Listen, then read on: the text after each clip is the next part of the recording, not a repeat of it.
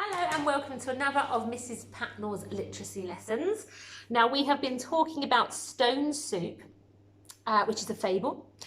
Fables can be modern, but often they have come from a long time ago because fables have what's known as a moral in the story. Now a moral, which would be a good idea if you have a go at saying moral at home now. Morals are where there's a kind of lesson in the story. So not only are you getting a story, but you're also hearing a moral about it as well. So it's teaching a little lesson, a good lesson, okay, about how to be a good person often. So Stone Soup is, of course, a fable, and it has a little moral at the end. Now, the moral in Stone Soup kind of doesn't always happen at the end. It's kind of happening all throughout. So it's really about when all the villagers couldn't feed themselves, but when they bought all the items together, they could.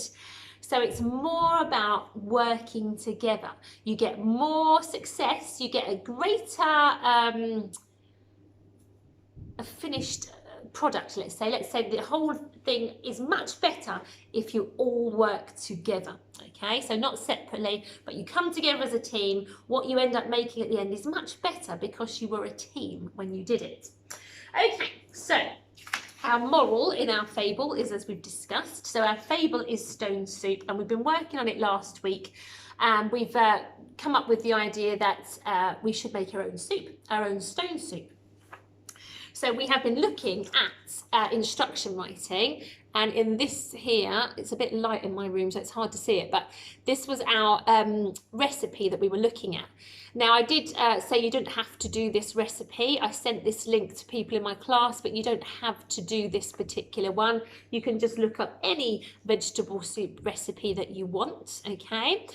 Maybe you've got a soup recipe you've used before, and I know some people in my class have got that, and you can certainly use that recipe, okay? So if it's slightly different and it might be chicken soup or something like that, that's absolutely fine, okay? But I just want us to have an idea of what a recipe looks like, so do have a look at one. Get out books and have a look at those, and some of you have done that already.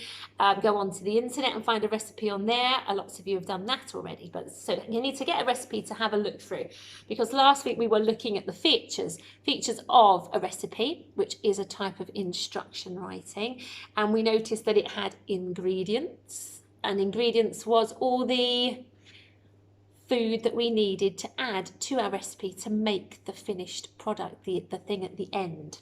So ingredients is a list of food, a bit like a shopping list, and it often has a weight or an amount in front, so you know how many leeks you need, or the weight of your carrots maybe, so you might need a set of scales. We also have the method, and the method tells us what it is we need to do, and it will have numbers next to it and steps, so we know what we need to do. We have a title, and pretty much every recipe will have a title, otherwise you won't know what you're making, and very importantly, a picture on there as well, okay?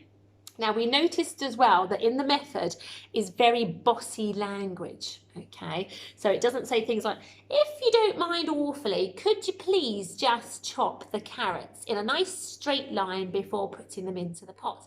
It doesn't tend to use language like that. It will tend to use bossy language. It doesn't have all the niceties of, if you don't mind, could you please? It will just say, and on here, tip all the ingredients into a large pan. So it sounds quite bossy. Tip all the ingredients into a large pan. If I spoke to you like that in class, you'd probably think, ooh, Mrs. Patnell, how bossy. The next one says, cover and leave to simmer, bubbling in the pot for 30 minutes. So it's very bossy, okay? And that's the kind of language we're looking for this week, because we're going to write our own sentences, okay, to go with the different steps that we had to do when making our own soup. So at this point, if you're watching this video and you haven't made your soup yet, then you will need to make that before you can go on to the next steps. But let me just show you what you'll need to do when you're making it in order to follow this next step that this lesson is talking about. So in our classroom at school today, we've made our stone soup already. So, and while we did it, we took photographs. So it's very important that you take photographs as you make your soup. So you have ones to go with all the different things that you have had to do while making your soup.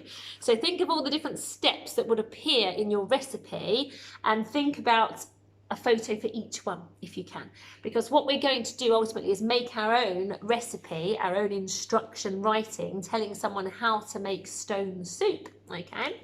And for that we will need pictures to go with it to remind us, because otherwise we will forget. Often in recipes you don't have a picture for every step of the method. You don't here, you just have one of the finished soup. But usually, and often in children's cookbooks, you will have a step for each bit, because that way you can see exactly what you're supposed to be doing for each step so you don't go wrong.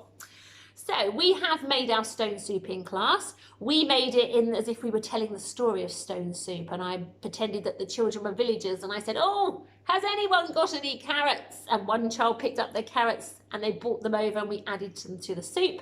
I said, oh, still doesn't taste very nice. Has anyone got any onions? And then our other villager came up and added the onions. But at home, it's absolutely fine if just with your mums, dads or siblings, you're just making your soup as you would normally in the kitchen. But get your photographs, that's the most important thing. So here are a couple of photographs from what we were doing in class today. Now, the purpose of this lesson is to think about, and not do them yet because we're just thinking about them in order to do it tomorrow, is to look at some of the photographs that you have taken of you making your soup, and if you haven't made it yet, that you will take. And then I want you to think about the bossy instruction sentence that will go with your picture, okay? So you're looking at this one here. So our bossy sentence, you've got to think to yourself, what might I say is happening in that picture that people that are making the soup will need to do as well? And you don't want the nice language of, please may you do this. It's got to be bossy and just get straight to the point of exactly what you're doing, okay? And then this one here as well, this one here. So you might have similar ones to me, okay, like this. So this video is just giving you an idea of what you need to have ready for tomorrow's lesson. So a lot of you won't have made the soup yet, so that's why I'm doing this lesson now, to get you up to where everybody else is. So it's make the soup, take lots of pictures, and then if you can't print the pictures off at home, it's a lot of ink, I know, you could work through them on your iPad, okay? So if you've taken it with an iPad or you've taken it with a phone, you can work through them in that way by just looking at them on there. You don't have to print them off, okay? All right, so that's the point I want you to get, so that when you join me tomorrow, we're all at the same point. Cook the soup and you've got your photos, so that we can write bossy sentences, bossy instructions to go with each photo. And I will then see you then tomorrow. Bye-bye.